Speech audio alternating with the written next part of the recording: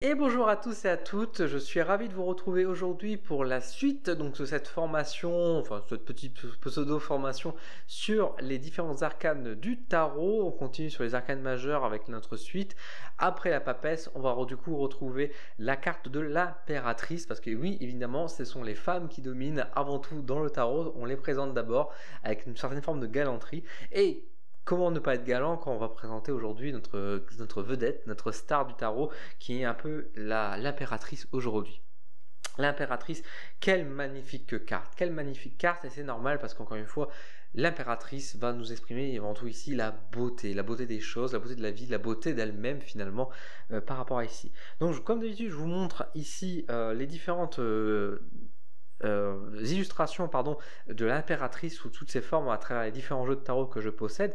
Donc nous avons ici d'abord la représentation classique de l'impératrice dans le tarot de Marseille, et puis vous voyez ensuite les différentes manières dont a été représentée l'impératrice, The Empress en anglais. Et ici, donc, sous la forme de l'écotourisme, on a choisi ici dans ce jeu plus modernisé avec l'impératrice qui va représenter ici une drag queen, un choix très intéressant.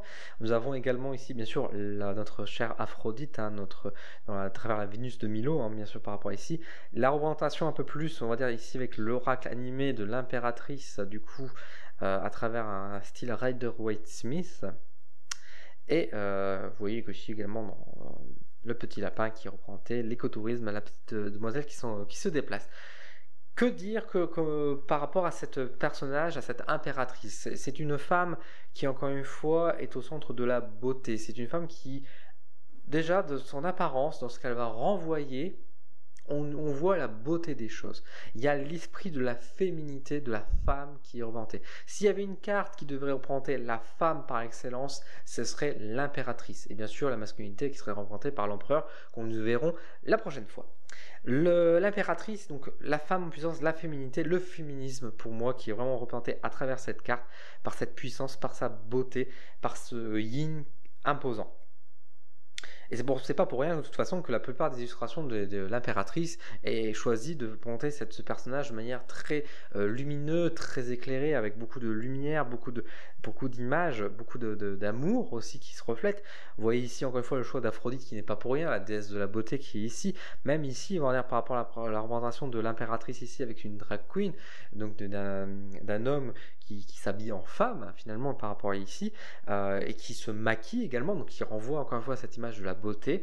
L'impératrice choisit comme ce petit lapin bien placé, voilà, qui prend la pose là entre les fleurs mis à côté, de même que cette impératrice qui tient son bouquet également.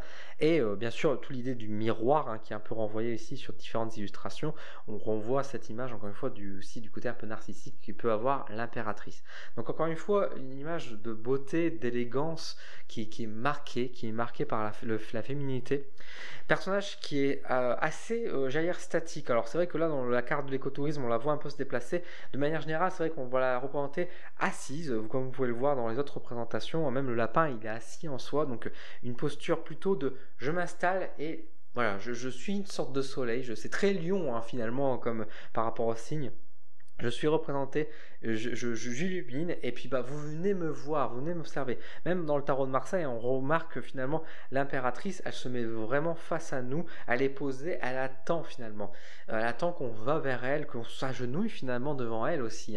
Symbole de royauté, symbole d'impérialisme et de puissance, à travers bien sûr l'impératrice, à la fois entre le sceptre qu'elle tient, les ornements de son empereur qu'elle tient de l'autre main, et la couronne qui renvoie bien sûr à cette image de puissance, etc. Parce qu'évidemment, l'impératrice, c'est pas juste la femme, mais la femme qui a été soumise ou battue, etc. Bien loin de ça, c'est la femme accomplie, c'est la femme qui est dotée de la puissance et de la force, qui a réussi à atteindre son but. Et comment elle a réussi à atteindre son but? Non pas par la guerre, non pas par l'action, on va dire, de l'effort ou quoi, mais qu'elle a réussi à obtenir, non pas forcément que par sa beauté, que certains pourraient utiliser, mais qui a utilisé aussi par son intelligence surtout. Elle a su se servir de ses atouts, elle a su se servir de son savoir, de ses connaissances pour pouvoir atteindre son but, pour pouvoir atteindre le rang d'impératrice. Elle n'est pas reine, elle est impératrice. Elle est au-dessus de ça. Donc encore une fois, il y a une figure de forte énergie, de forte puissance qui est quand même très marquée, mais encore une fois, marquée par le savoir et la connaissance. Je vous rappelle que juste avant, on avait quand même la carte du magicien, on avait la carte du pape, là on arrive sur l'impératrice, donc tout doucement, vous voyez qu'on continue notre quête du savoir. Le magicien qui était un peu la personne qui s'était beaucoup entraînée pour représenter les choses, la papesse qui était elle-même la reine, la gardienne du secret, des savoirs, l'impératrice a utilisé ce savoir qui a été enseigné par sa mentor, la papesse, pour pouvoir atteindre son but. Si la papesse est dans l'ombre, il faut bien comprendre que l'impératrice, si elle est dans ce rang-là, c'est grâce à la papesse, grâce à l'enseignement de la papesse. Mais parce qu'elle a su utiliser de manière très logique, de manière très raisonnée, de manière très intelligente ce savoir, elle a pu atteindre son objectif et arriver à ses fins. Encore une fois, bon, je passe encore une fois sur l'idée de beauté, etc., qui est ici. Il y a un côté un peu égocentrique, évidemment, qui est représenté aussi à travers l'impératrice, avec l'ego, hein, bien évidemment, qui est ici, parce que c'est avant tout le moi-je. Regardez-moi, je suis intelligente, je suis forte, je suis belle. Il peut avoir un peu ce côté-là aussi qui monte, un côté très narcissique, comme je vous disais, qui est très bien représenté d'ailleurs avec la carte ici, dans le cercle de la vie, où justement de cette femme qui s'observe dans le miroir tout en ayant un air taquin. Bien sûr, on remarque aussi, et ça je ne l'ai pas forcément précisé, il y a l'idée de séduction. Qui dit beauté dit séduction également, à travers, bien sûr, encore une fois, la posture ici très féminine, très taquine, coquine dans un certain sens. L'Aphrodite, bon, ça je ne le représente pas, elle est toujours aussi sexy, notre chère Aphrodite. Et même dans la carte de l'impératrice ici, on se fait belle, on veut séduire, on veut plaire finalement. Donc il y a encore une fois cette image aussi de dire, on a de la prestance, on renvoie une image qui peut du coup parfois être amenée aussi sur un jeu d'illusion, parce qu'encore une fois, c'est prétendre peut-être des choses qu'on ne l'est pas réellement. Donc ça, encore une fois, il y a un peu l'esprit de travesti, pourquoi pas, on va dire, sur certaines choses. Notamment, ça pourrait dire qu'on cache un peu certaines choses parce qu'on va mettre en avant tellement... on va masquer quelque chose, un peu à l'image, encore une fois, ici directement de ce personnage ici également, qui représente un peu cette idée. Donc c'est un choix qui est encore une fois très très intéressant, qui a été choisi ici. L'impératrice également, on peut remarquer de manière générale qu'elle a tendance à ne pas trop regarder finalement en face, même si elle est postée devant nous, elle ne nous regarde pas, c'est nous qu'on la regardons, mais elle regarde ailleurs. Alors dans le tarot de Marseille, bien sûr, elle va regarder plutôt son mari, l'empereur, qu'on va étudier encore une fois la prochaine fois, et on va comprendre un peu mieux pourquoi, etc. Il peut avoir un jeu de dualité, enfin pas de dualité nécessairement, mais une complicité également entre effectivement l'impératrice et l'empereur, entre ces deux cartes. Je reviendrai peut-être plus là-dessus, encore une fois, sur l'empereur, mais voilà, il faut bien comprendre qu'ici nous avons un personnage féminin qui déjà aussi, qui même dans une posture assise, qui est déjà dans une réflexion, parce qu'elle regarde déjà ailleurs, donc elle est déjà en train de cogiter sur autre chose, mais elle n'est pas en position d'attaque, elle est en position de réflexion, parce que, encore une fois, elle a le regard ailleurs. Notre chère impératrice, qu'est-ce que j'ai noté de beau sur mon papier que je n'ai pas forcément dire? Oui, il y a bien sûr l'idée de confiance, parce qu'évidemment, si cette personne-là a pu aller jusque-là, etc., c'est qu'elle avait confiance en elle. On parlait de l'ego, hein, je vous ai montré un peu le caractère de l'ego un peu plus négatif sur le côté narcissique, du moi-je, etc. Mais bien évidemment, il faut y voir aussi le côté positif avec l'idée de confiance en soi. Cette personne a tellement confiance en elle, elle est tellement lumineuse qu'elle en brille et puis qu'elle le montre à tous en disant « je suis là, j'impose et je suis belle, j'assume ma féminité, j'assume ma puissance ». Si c'est pas un signe de confiance, je ne sais pas ce que c'est finalement. Donc vous voyez quand même une très belle carte très intéressante qui pour moi encore une fois reprend vraiment l'idéal de la femme. Il y a également, effectivement, je ne les ai pas précisé, l'idée de fertilité ici qui peut être amenée, notamment encore une fois avec cette carte aussi du choix du lapin, parce qui de manière générale est le symbole même de la fertilité, qui vient aussi donner l'inspiration finalement. Tellement elle est belle, elle devient une muse que les gens vont du coup profiter, s'intéresser à elle, s'inspirer pour nourrir quelque chose.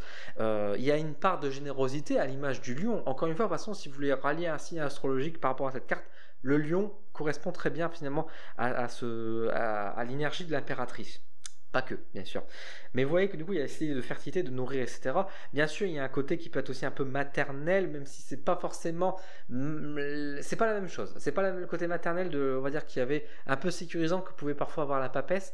Mais on a un côté peut-être ici de la mère, mais plutôt la mère qui est, on va dire, l'idéal, qui est le symbole, qui nous éduque un petit peu, voilà, on va dire, dans l'image, quoi. Des impératrices qu'on peut retrouver aujourd'hui dans beaucoup de stars, par exemple, qui peuvent nous inspirer dans le quotidien. Par exemple, moi, je sais que j'ai beaucoup d'admiration inspiration pour, par exemple, Emma Watson, par exemple, en termes de femme, qui pour moi a une énergie qui, effectivement, sur beaucoup d'aspects, peut amener, on va dire, cette image de l'impératrice, de cette femme modèle, etc.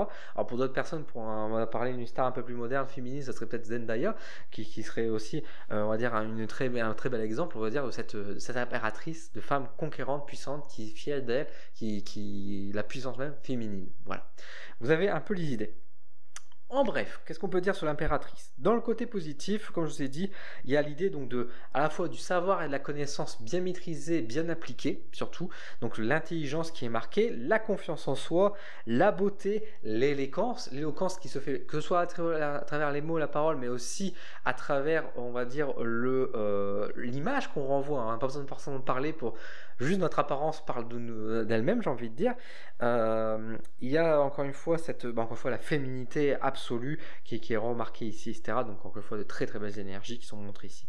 Dans un aspect plus négatif, l'impératrice va avoir cet air de condescendance avec le côté encore une fois du moi-je.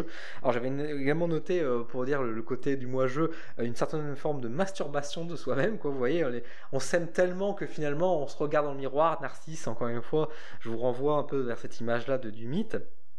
Mais voilà, il y a aussi cette idée de mépris, de condescendance en mode toi tu n'es rien, toi tu es un petit bouffon, tu es moche. Vous voyez, il y a un peu ce côté qu'il peut avoir finalement de cette impératrice, de l'ego surdimensionné, et encore une fois aussi cette image d'illusion, encore une fois du prétendre, de mettre en avant des choses qui ne sont pas dans la réalité, mais tellement on va essayer de masquer la vérité en illuminant, en attirant l'attention par... Encore une fois, c'est pas tromper nécessairement, on va dire, comme pouvait l'être parfois un peu le magicien, on va dire, sur certains aspects, le prestidigitateur, mais on a plutôt ce côté de dire, je veux cacher mes défauts, je veux cacher quelque chose, un secret, et du coup, je vais surexagérer peut-être ce truc-là. Je vais montrer que j'ai super confiance en moi en allant sur la piste de danse et en faisant la faux folle, on va dire, sur la piste de danse, parce que voilà, c'est ça, voilà, je vais montrer que je suis bien, etc., alors qu'en fait, au fond de moi, je suis quelqu'un hyper stressé, hyper timide, etc. Vous voyez, c'est une image de l'impératrice qui peut être négative dans son interprétation. Voilà, donc voilà un petit peu ce que je pouvais dire sur l'impératrice. J'espère que la vidéo vous a plu. N'hésitez pas à me dire en commentaire si ça vous a aidé. Quelles sont votre vision, encore une fois, de l'impératrice? Comment vous l'apercevez? N'hésitez pas à me le dire en commentaire parce que c'est toujours intéressant, encore une fois, de partager notre savoir, nos visions des choses, de venir compléter tout ça. Si vous avez des questions, je serai ravi d'y répondre. N'hésitez pas à partager cette playlist, également ces vidéos si vous les trouvez utiles, dans les groupes de tarot, des choses comme ça, c'est toujours très intéressant. Et merci pour votre soutien sur ma chaîne. N'hésitez pas également à rejoindre les coups de pouce d'Odin si vous voulez m'aider financièrement à vous proposer, encore une fois, toujours ce contenu gratuit. Donc n'hésitez pas à m'aider, on va dire, un peu financièrement pour que je puisse continuer à développer tout ça. Et merci de votre soutien. Prenez soin de vous, je vous dis à très vite sur ma chaîne pour de nouveaux contenus. À bientôt.